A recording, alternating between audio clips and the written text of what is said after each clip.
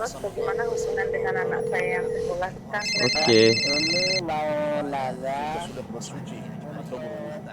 Terima kasih Kemudian Bapak. berwudunya batal. Wudunya batal. Assalamualaikum warahmatullahi wabarakatuh. Alhamdulillah wassalatu wassalamu ala Rasulillah wa ala alihi wa sahbihi wa mawalah. Wala haula wala quwata illa billah ma ba'd. Masyaallah muslimin, pemirsa Fatwa TV dan pendengar radio yang insyaallah dimuliakan oleh Allah Azza wa Jalla.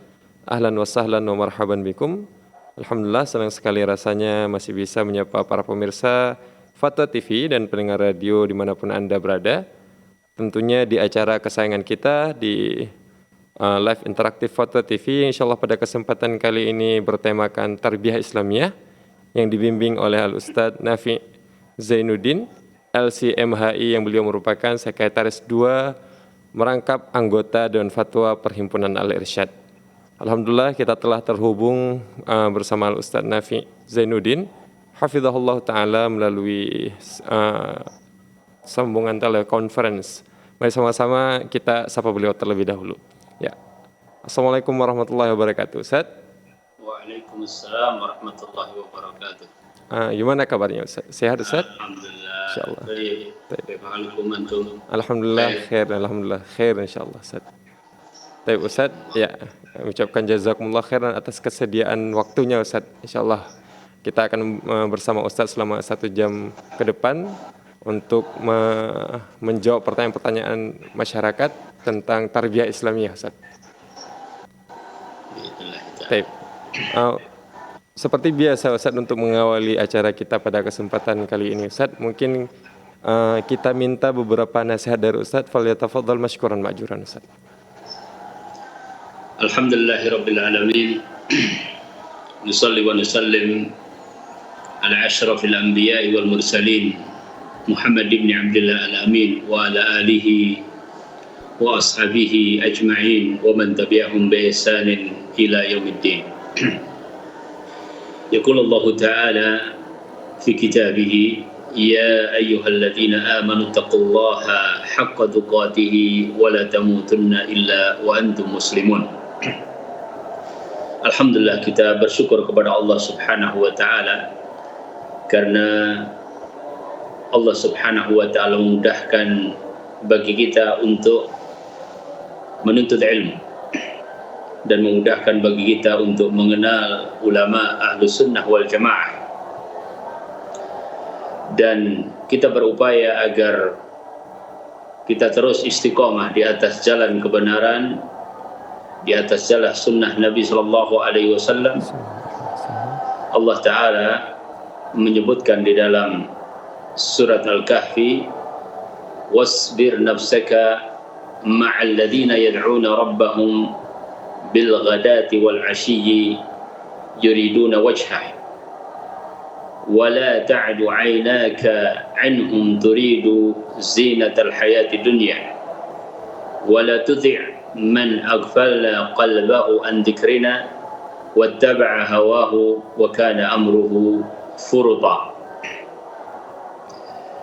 Dan bersabarlah dirimu bersama orang-orang yang beribadah kepada Allah di pagi hari dan juga di petang hari, dan janganlah kamu biarkan pandanganmu kepada mereka orang-orang yang kufur karena menginginkan perhiasan dunia,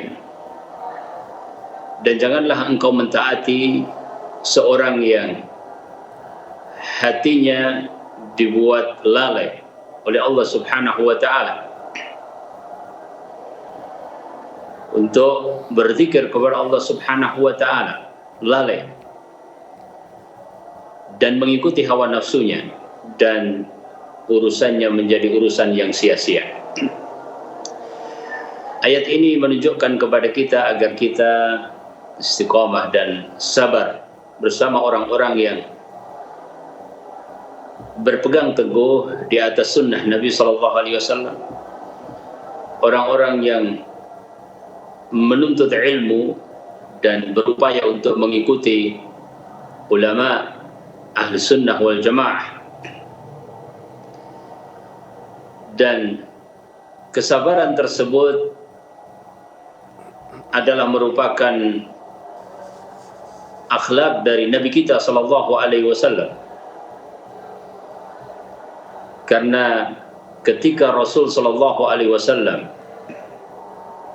dipilih menjadi seorang nabi dan rasul dan mendapatkan perintah untuk bersabar bersama talibul ilmi, bersama orang-orang yang menuntut ilmu, maka Rasul sallallahu alaihi wasallam menjadi contoh yang terbaik di dalam melaksanakannya.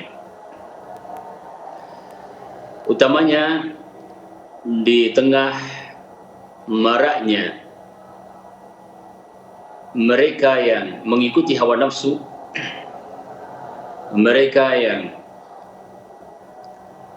mengikuti syahwat dan subuhat, maka kesabaran di atas sunnah, kesabaran di atas kebenaran adalah perkara yang sangat terpuji, sebagaimana disampaikan nasihat oleh para ulama, di antaranya Al-Hasanul Basri rahimahullahu ta'ala mengatakan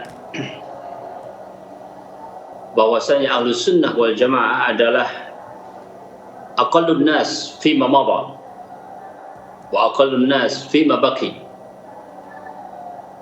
Tidak banyak mereka yang istiqamah di atas sunnah, baik dari masa-masa yang lalu sampai pada masa beliau dan masa-masa yang akan datang. Karenanya beruntunglah mereka yang berpegang teguh di atas sunnah Nabi sallallahu alaihi wasallam, terus menerus berupaya untuk sabar di dalam talabul ilm, baik muallim ataupun muta'allim. Dan itulah jalan para ulama, itulah yang mereka tempuh, dan kepada merekalah kita berupaya untuk mengikuti. Semoga kita termasuk orang-orang yang sabar di dalam menuntut ilmu, sabar di atas sunnah Nabi sallallahu alaihi wasallam, selalu mengingat Allah Subhanahu wa taala dan mengesampingkan hawa nafsu dalam setiap amal perbuatan kita, berupaya untuk ittiba kepada sunnah beliau alaihi salatu wasallam. Demikian sedikit dari nasihat membuka kajian kita atau tanya jawab kita pada petang hari ini. Semoga Allah Subhanahu wa taala berikan manfaat dan barakah. Insyaallah Ustaz, syukran Ustaz, jazakumullah khairan Ustaz atas nasihatnya Ustaz. Semoga dengan nasihat pembuka tadi bisa menambah keimanan kita dan terus menambah semangat kita untuk terus belajar menuntut ilmu di jalan Allah Azza wa Jalla Ustaz.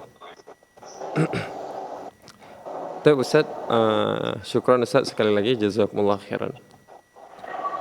Ya, kemudian kami informasikan kepada seluruh pemirsa Fatwa TV dan pendengar radio bahwasanya acara live interaktif Fatwa TV ini memungkinkan para pemirsa dan pendengar untuk bisa bertanya langsung kepada Al-Ustadz Nafi' Zainuddin, tentunya dengan tema yang telah kita tentukan, yaitu Tarbiyah Islamiyah. Jadi kepada para pemirsa yang nantinya ingin menanyakan permasalahannya tentang Tarbiyah Islamiyah, bisa menghubungi layanan kami di nomor 021 2123 2333.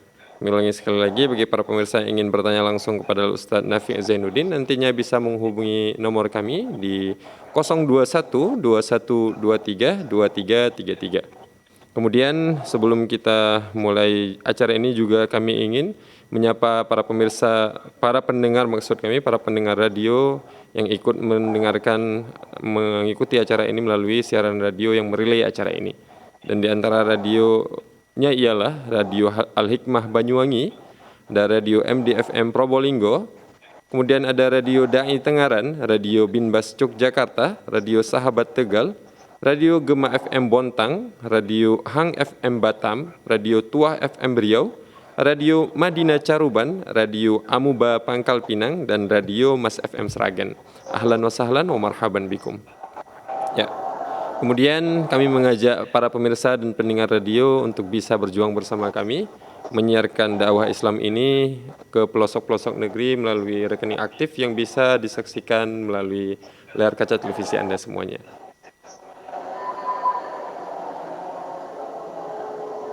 Ya. Syukran wa jazakumullahu khairan. Baik Ustaz, sembari menunggu penelpon masuk, kita akan bacakan pertanyaan-pertanyaan yang telah masuk di Dewan Redaksi kita, Ustaz. Ya. Pertanyaan pertama dari Kalimantan Utara yang bertanya Andiana. Assalamualaikum, izin bertanya Ustaz. Ana seorang ibu rumah tangga memiliki 2 anak. Yang pertama umur 4 tahun 5 bulan dan yang kedua umur 1 tahun 7 bulan. Ana seorang ibu rumah tangga yang masa kecilnya sering dimarahin orang tua, sering dipukul atau dicubit orang tua. Ana sebelum menikah sayang-sayang sama anak-anak, akan tetapi ketika sudah menikah dan punya anak, saya mulai kasar. Apalagi kalau anak saya sering nangis, kadang tanpa jelas. Maksud kami kadang tanpa sebab yang jelas. Ketika saya capek, kadang main cubit. Ana sadar itu berdosa. Bagaimana cara mengatasinya, Ustaz? Syukran Ustaz, jazakumullah khairan. Alhamdulillah wahdah, nusalli wa nusallim ala man la nabiyya ba'dah. Ya. Perjuangan seorang ibu adalah perjuangan di rumahnya. Ya. Sebagaimana Nabi sallallahu alaihi wasallam menjelaskan, wal mar'atu ra'iyatun fi baiti zawjiha. Ya. Dan seorang perempuan atau seorang wanita, seorang ibu rumah tangga, dia adalah pimpinan di dalam rumah suaminya. Tarbiyah adalah tanggung jawab berdua antara seorang ayah dan seorang ibu. Ya. Dan di rumah seorang ibu menjadi penting perannya, ya, dan ahamiyah atau urgensi tersebut termaktub di dalam hadis yang disebutkan tadi. Dan untuk menjadi seorang ra'iyah tentu harus memiliki berbagai kesiapan. Ya. Dari pertanyaan yang disampaikan, Allah Ta'ala alam, sesungguhnya ukhtuna sudah menyadari akan hal itu. Maka beliau menyampaikan tentang penyesalannya, ya, kenapa terjadi seperti itu. Ya. Kalau kita mau lebih luas sedikit, bahwasanya kompetensi yang kita maksudkan, kemampuan seorang ra'iyah, ya, dalam hal ini yang pertama adalah berkaitan dengan kepribadiannya. Maka masuk di dalamnya adalah sifat-sifat pada diri seorang ibu. Ya. Misalnya sabar, ya. Misalnya perhatian, ya. Misalnya komunikatif, ya. Itu berkaitan dengan misalnya kepribadiannya. Ya. Dalam hal ini yang namanya sabar seperti akhlak yang lain, ya. Ada yang sifatnya adalah jibilli, bawaan seorang memang masya Allah, ya, sabar, kemudian penyayang, ya, kemudian bertanggung jawab dan seterusnya. Ya. Ada juga yang sifatnya adalah muktasab, memang kita harus melatihnya. Ya. Dalam sebuah hadis dikatakan, meskipun hadis ini adalah hadis yang derajatnya diperbincangkan oleh para ulama, namun maknanya insya Allah benar dan dipakai oleh para ulama di dalam menjelaskan tentang akhlak atau perangai atau sifat-sifat, ya. Yaitu apa? Innamas sabru bitasabbur, ya. Innamal hilmu bitahallul. kelembutan adalah dengan dilatih supaya menjadi lembut. Kesabaran juga dilatih supaya menjadi sabar. Ya. Wa man yataharra al-khaira yu'tah wa man yatawaqqa asy-syarra yuqah. Ya. Barang siapa yang mencari kebaikan, dia akan dapat kebaikan itu, dan barang siapa yang berupaya untuk menghindar dari keburukan, dia akan terhindar dari keburukan tersebut. Nah, kesabaran itu memang harus dilatih, meskipun sebab-sebab untuk tidak sabar itu bermacam-macam. Ya. Ya. Jadi saya sampaikan dulu bahwasanya yang bersangkutan harus melatih kesabaran itu. Kalau sebelum punya anak bisa bersabar, ya. Setelah punya anak tidak bisa bersabar, ya, ada sesuatu pasti. Ya. Mungkin kaitannya dengan pembiasaan, kaitannya dengan latihan. Ya, dulu mungkin problem-problemnya masih terasa lebih ringan, dia masih bisa sabar. Sekarang problem-problemnya mungkin terasa lebih berat, butuh menambah kesabaran. Ya. Di samping bisa jadi ada faktor-faktor lain, ya, yang menyebabkan dirinya kurang sabar, yaitu berkaitan dengan kompetensi seorang ra'iyah di rumah. Ya, selain kepribadian tadi, mungkin perlu dibekali dengan ilmu pendidikan terhadap anak kecil, ilmu perkembangan psikologi anak kecil misalnya. Anak-anak memang apalagi yang usia setahun misalnya, ya, bahkan menangis adalah bagian dari belajarnya. Ya. Hal-hal yang belum bisa dia ungkapkan, ya, baik itu misalnya permintaan, kekecewaan, kondisi tidak nyaman dan sebagainya, dia ungkapkan dengan tangisan. Ya. Jika seorang ibu memahami akan hal itu, ya, maka dia akan lebih bersabar. Ya. Dia tidak mengatakan kok tidak ada masalah apa-apa tiba-tiba menangis, ya. Kok menangis nggak berhenti-berhenti, ya, dan seterusnya dan seterusnya.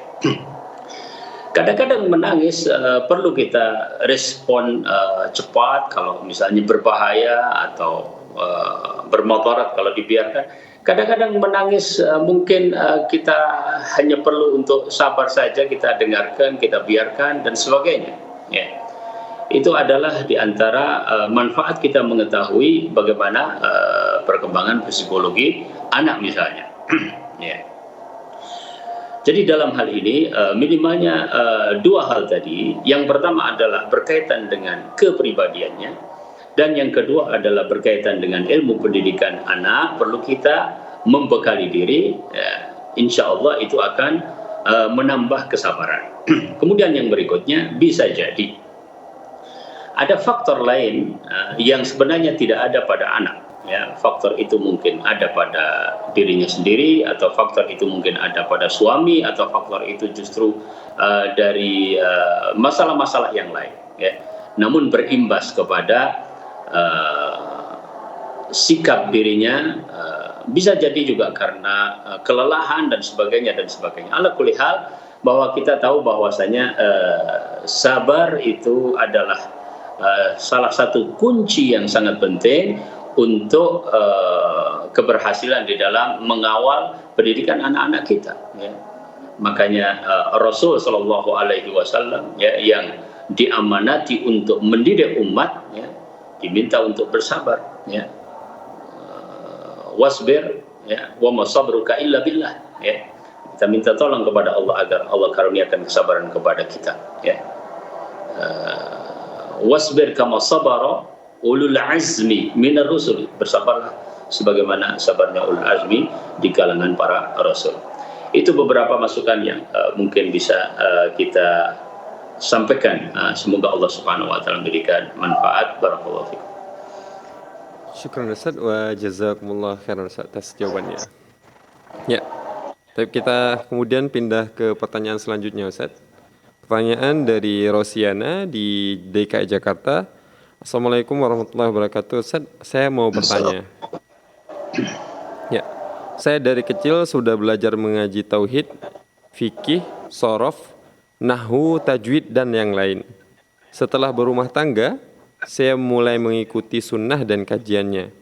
Saya baru tahu ada yang tidak diperbolehkan seperti maulid Nabi dan yang lainnya. Saudara laki-laki saya menegur, jangan lupa pengajian dulu yang dipelajari dari kecil. Karena saudara melihat status saya di WA yang selalu saya share. Yang saya mau tanyakan bagaimana saya menjawabnya ya Ustadz supaya tidak ada yang tersinggung. Syukran Ustadz, jazakumullah khairan. Barakallahu fikum. Ya. Alhamdulillah, nusalli wa nusallim ala Rasulillah. Ya. Zahir dari pertanyaan tersebut ya, bahwa ada komunikasi sebenarnya antara penanya dengan saudara laki-lakinya, khususnya dalam masalah din, dalam masalah agama, dan ini adalah sesuatu yang positif. Ya.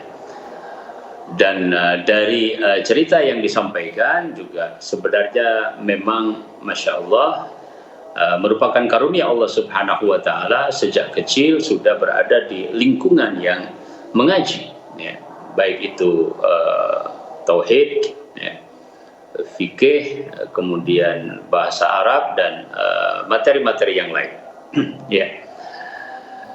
Dan ini adalah modal yang tentunya sangat baik ya untuk selalu semangat berdiskusi tentang masalah diniyah, dan itu ditunjukkan oleh kakaknya yang mengomentari status share diniyah. Ya. Mungkin di antara fokus yang ditanyakan adalah tentang perbedaan pandangan. Ya. Kalau perbedaan pandangan itu masalah fikih, masalah ijtihadiyah, lebih ringan karena memang para ulama kita membiasakan untuk berdiskusi. Ya. Hidupkan saja diskusi, ya. Di antara keluarga juga memang perlu dilatih untuk berdiskusi, ya, untuk membicarakan. Oh, ada pendapat Imam Hanafi demikian, oh ada pendapat Imam Malik demikian, oh ada pendapat Imam Syafi'i demikian, oh ada pendapat Imam Hambali demikian. Namun dari sejauh paparan itu yang kita lihat kuat adalah pendapat Imam Fulan misalnya, karena dalil-dalil seperti ini.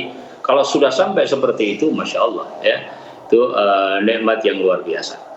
Ya. Nah, kalau perbedaan itu adalah perbedaan-perbedaan yang katakanlah sensitif. Ya. Kenapa kita bilang sensitif dalam konteks ini?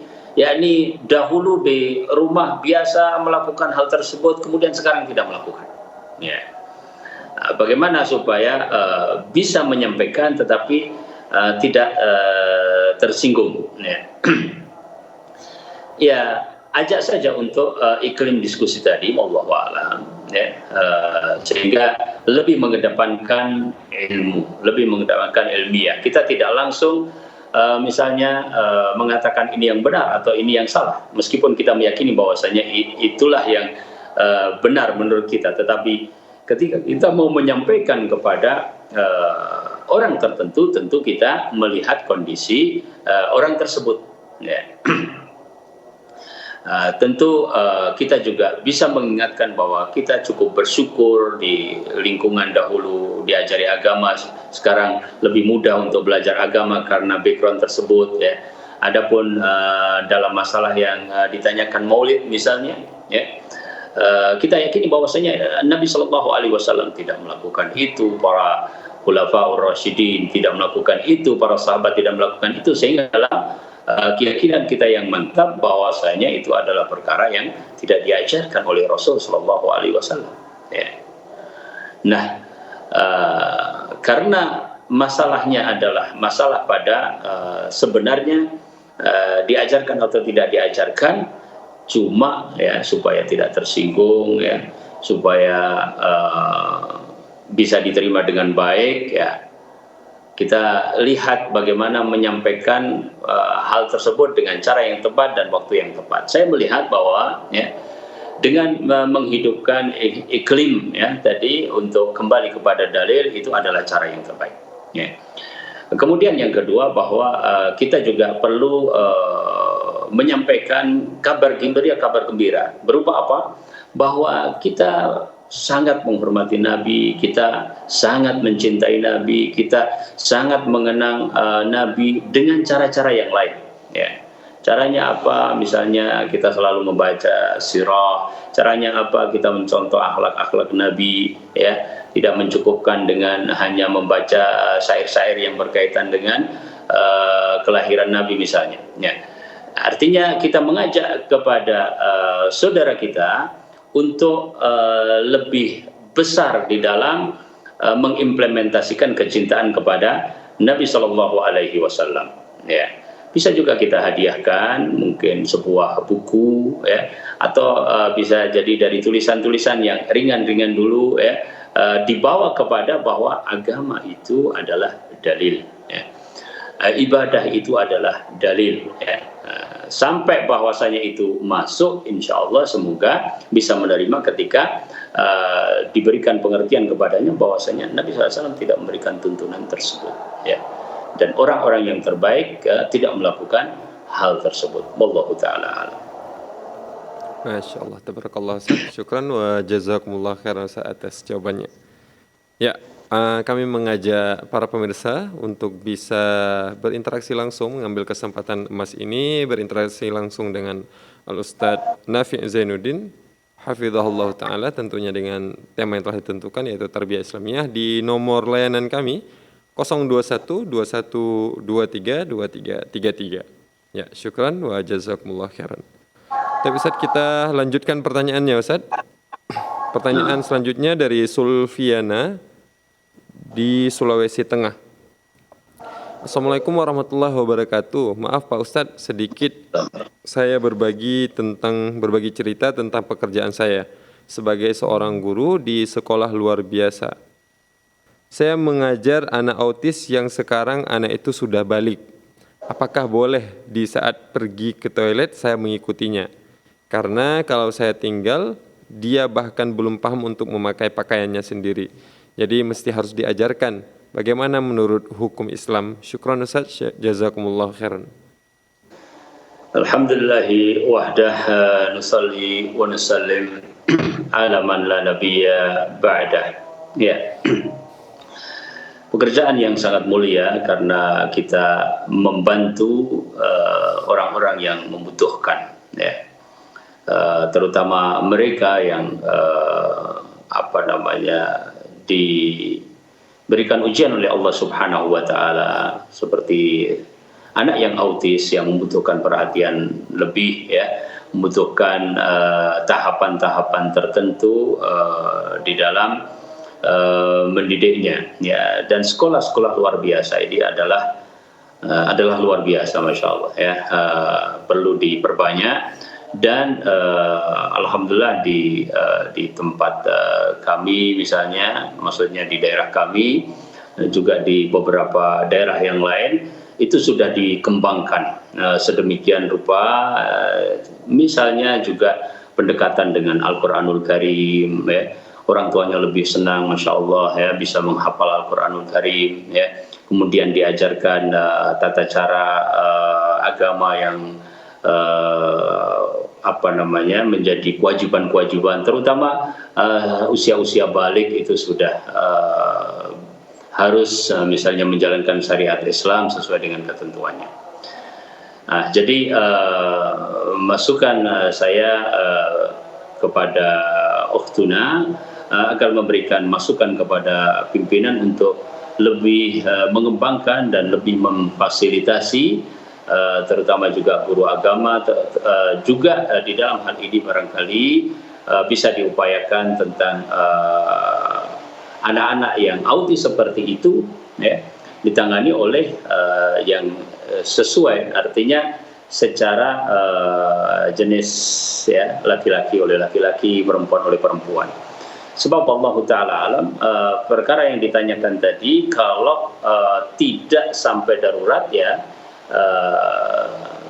tidak boleh ya, artinya tetap itu adalah aurat yang harus dijaga ya. Dan ini masalahnya adalah masalah yang penting untuk kita perhatikan ya, bahwasanya aurat ar-rajul ya ma baina surrah ila rukbah ya, antara apa namanya pusar maksud saya afwan ya, sampai kepada lututnya ya, sebagaimana Nabi SAW memerintahkan kepada sebagian sahabat untuk tidak melihat kepada fakhidh, yaitu paha seorang laki-laki ya. Artinya Nabi SAW memerintahkan seperti itu ya. Itu antara laki-laki dengan laki-laki, bagaimana antara seorang perempuan dengan laki-laki ya. Adapun dalam keadaan misalnya apa namanya darurat ya, maka yang hukumnya adalah hukum darurat. Nah, tapi dalam sebuah sekolah ya, yang seperti itu saya meyakini bahwa kedaruratan itu belum terjadi, karena saya meyakini bahwasanya masih ada guru yang lain ya, masih ada tenaga yang lain dan seterusnya. Wallahu ta'ala alam. Ya, halo, cek. Ya. Halo ya. Maaf.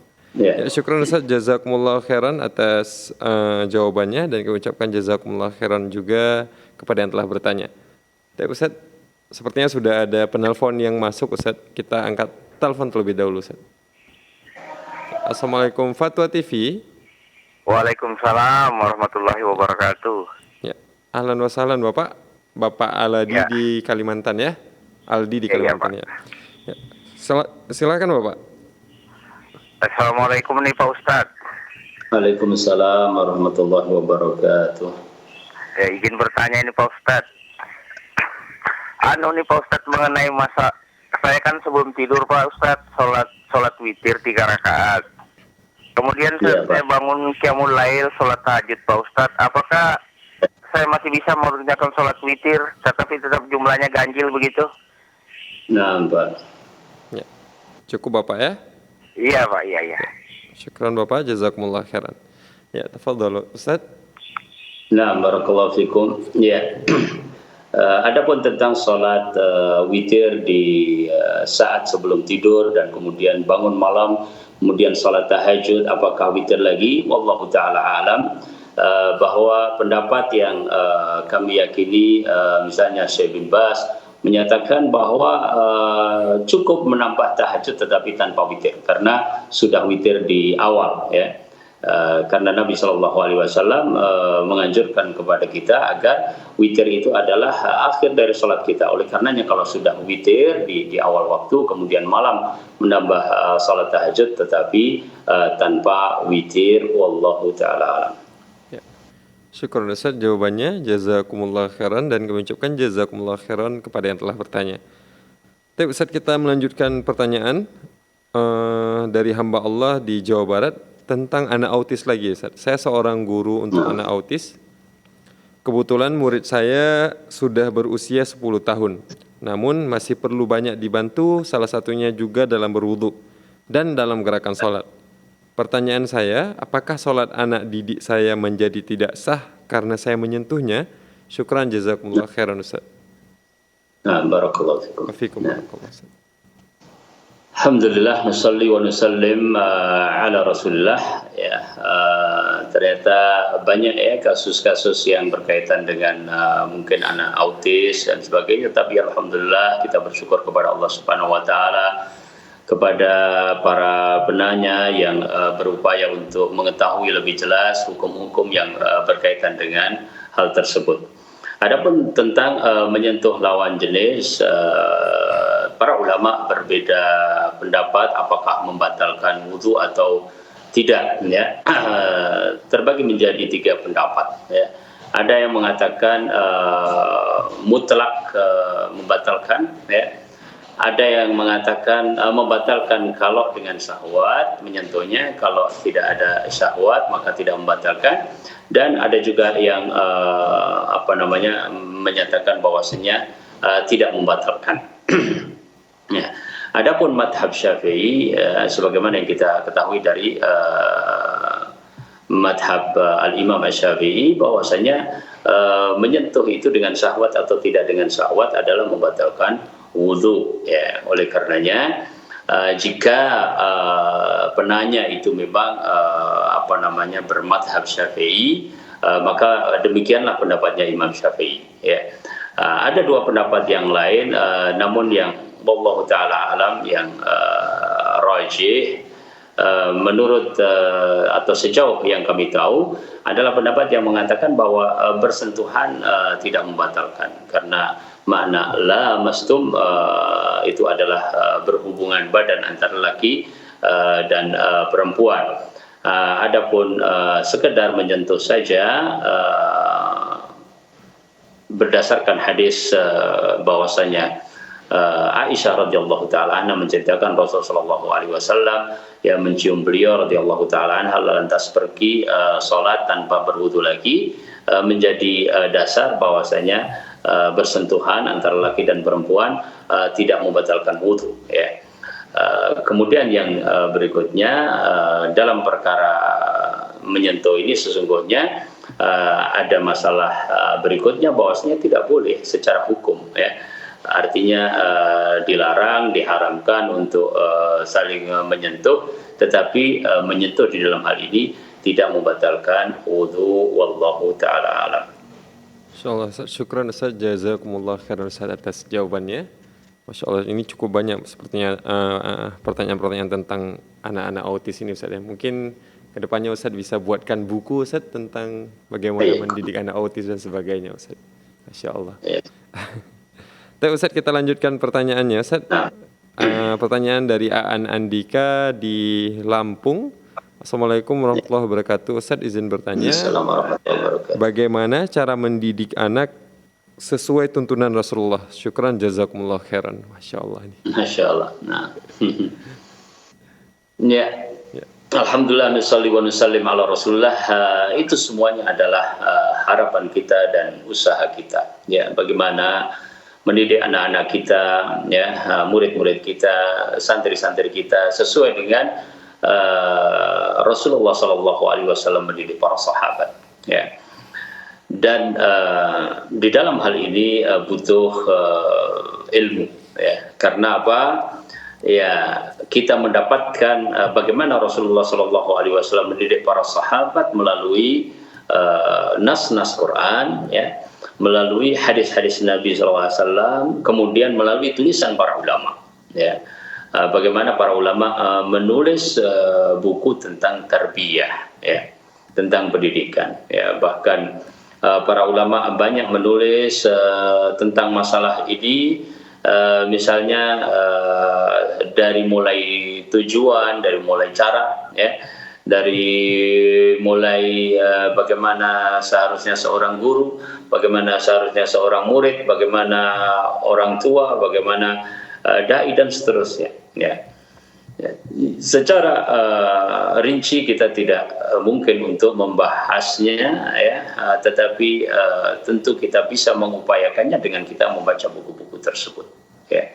Jadi saya nasihatkan untuk kembali kepada buku-buku, ya, yang berkaitan dengan hal itu, baik yang lama ataupun, yakni maksud saya para ulama yang terdahulu ataupun ulama-ulama yang sekarang. Para ulama dahulu menulis buku tentang adab, menulis buku tentang adab seorang talib kepada muallimnya, ya, kepada ustadznya, menuliskan buku misalnya Jami' Bayanul Ilmi wa Fadlihi Ibnu Abdul Bar, misalnya di sana juga menyebutkan tentang tarbiyah, ya, di sana banyak. Kemudian Ibnu Qayyim misalnya dalam kitab Tuhfatul Maudud, ya, bi ahkami al-maulud juga menyebutkan tentang hal-hal yang juga kaitannya dengan tarbiyah misalnya. Demikian juga tulisan ulama-ulama sekarang sangat banyak, ada tarbiyatu al-abna-nya, ada tarbiyatu al-aulad fi dhil Quran wa sunnah Sa'id Al-Qahtani, dan buku-buku yang sejenisnya, ya. Intinya bahwa kita kembali kepada buku-buku tersebut supaya ada bekal ilmu untuk kita mendidik sesuai dengan sunnah atau mendidik ala Rasulullah sallallahu alaihi wasallam, ya. Nah, kita juga bisa mungkin menyebutkan secara global bahwasanya anak itu dibagi sesuai dengan usianya, ya. Usia anak-anak, ya, al-atfal, kemudian usia mumayyazun, ya, tamyiz, ya, yaitu beberapa tahun sebelum balik, ya, atau ma qabla al-bulugh, ya. Kemudian usia ma ba'dal bulugh, setelah balik, ya.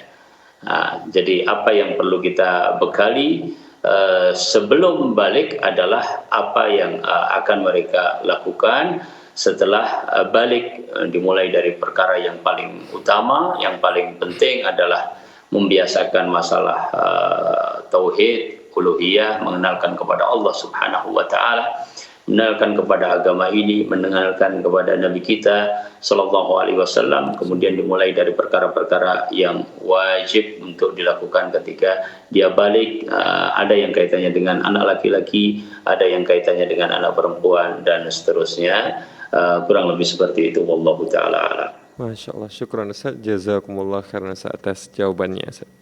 Tapi Ustaz, berbicara tentang buku Ustaz, tadi ternyata ada pertanyaan selanjutnya tentang buku juga Ustaz. Pertanyaan dari Helen Sukmawati di Sumatera Barat, Ustaz. Assalamualaikum warahmatullahi wabarakatuh Ustaz, mohon informasinya buku apa yang bisa Anda baca tentang pemahaman terhadap agama Islam, mulai sejarah dan perkembangan agama Islam di Indonesia, bagaimana cara Islam berkembang di Indonesia sampai ke pelosok daerah. Syukran Ustaz, jazakumullah khairan. Masya Allah. Masya Allah, barakallahu fikum. Ya. Barakallah, Ustaz. Alhamdulillah, nusalli wa nusallim ala Rasulullah. Mungkin saya bisa bagi menjadi dua, yaitu Islam secara umum dan Islam di Indonesia. Islam secara umum, bacalah buku-buku yang terkait dengan akidah Ahlussunnah wal Jamaah. Ya. Bacalah buku tentang sirah Nabi, ya, yang masyhur, ya. Mungkin di kalangan kita di Indonesia, misalnya tulisannya Mubarak Furi, ya. Juga ada tulisannya Abu Bakar Jabir Al-Jazairi, ya. Juga ada tulisannya Mahdi Abdul Razak, itu tentang bagaimana sejarah Islam, ya. Bagaimana Rasulullah SAW yang memulai dakwah, ya, sampai kepada hijrah, ya. Ada juga buku yang menuliskan sejarah Rasul berkaitan dengan tahun per tahun, ya. Tahun pertama Hijriah apa, tahun kedua Hijriah apa, dan seterusnya. Demikian pula sebelum Bi'tsah atau sebelum kenabian. Kemudian nanti belajar fikih ibadah, ya, merujuk kepada para ulama, ya, yang ringkas dulu, kemudian terus meningkat seperti itu, Allah alam. Itu secara umum, ya. Adapun Islam di Indonesia, saya juga tidak mempunyai literasi yang cukup, ya, untuk menjawab pertanyaan ini. Tapi tentu kita bisa diantaranya, karena memang mungkin belum begitu banyak, ya, yang ada di pasaran maksudnya, tetapi tentu banyak yang punya perhatian masalah itu.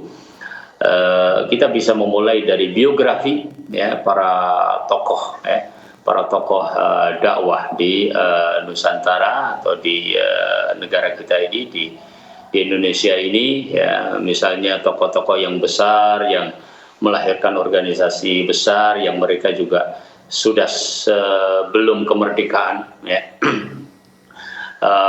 baik misalnya Ahmad Dahlan ya, atau Hasyim Asy'ari atau Ahmad Surkati ya, kemudian ada Hasan ya. Kita bisa membaca mereka, biografi mereka dan perjuangan mereka di dalam dakwah di Indonesia ini, khususnya di tahun-tahun tersebut, dan betapa mereka memberikan nilai yang begitu banyak kepada bangsa Indonesia ini ya, baik nilai-nilai perjuangan secara umum ya, ataupun nilai-nilai pendidikan, nilai-nilai tarbiyah ya. Dan itu sangat menginspirasi kita, dan juga tetap harus untuk selalu diingat bagaimana perjuangan mereka di awal-awal memberikan Islam yang rahmatan lil alamin ini dengan beragam cara dakwah dan tantangan-tantangannya ya. Adapun sebelum itu saya juga tidak mengetahui dengan pasti bagaimana sejarah pastinya. Tapi ada juga misalnya buku 100 ulama Indonesia yang pernah di Mekah misalnya. Kemudian ada beberapa buku sejarah yang saya baca, tetapi barangkali saya tidak bisa sebutkan judul-judulnya. Terkadang sejarah atau buku sejarah ini juga dinilai subjektif karena tergantung kepada penulisnya. Ala kulli hal, dengan mengetahui biografi mereka, para penggerak dakwah sebelum kita, insya Allah memberikan pengetahuan yang sudah cukup bagus untuk literasi kita dalam keislaman di negara kita dan bangsa kita. Wallahu ta'ala alam. Insyaallah, Ustaz. Syukran Ustaz, jazakumullah khairan Ustaz atas jawabannya. Ya, sepertinya masih ada waktu atau bagaimana? Atau kita ternyata sudah habis waktunya, Ustaz. Masya Allah, Ustaz. Syukran, jazakumullah khairan Ustaz atas kebersamaannya. Alhamdulillah pada kesempatan kali ini kita berhasil menjawab sekitar 7 pertanyaan, Ustaz. Yang salah satunya dari penelpon dan 6-nya dari Dewan Redaksi kita, Ustaz.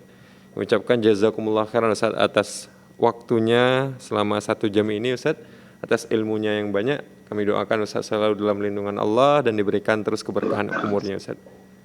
Syukran Ustaz, jazakumullah khairan Ustaz. Tapi kemudian kami menginformasikan kepada seluruh pemirsa bahwasanya bagi para pemirsa yang masih belum mendapatkan kesempatan untuk bisa bertanya langsung kepada Al-Ustadz, para pemirsa bisa bertanya melalui website kami di www.dewanfatwa.com.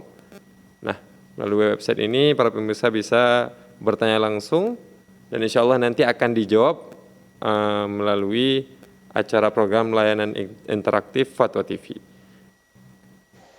Ya, kemudian kami mengajak juga para pemirsa dan pendengar radio untuk bisa berjuang bersama kami, maksud kami menyiarkan dakwah Islam ini melalui rekening aktif yang bisa Anda saksikan di layar kaca televisi Anda. Ya, syukran wa jazakumullah khairan. Saya mewakili seluruh kerabat kerja yang bertugas dari Studio Fatwa TV Jakarta pamit undur diri. Wassallallahu ala nabiyina Muhammad. Wassalamualaikum warahmatullahi wabarakatuh.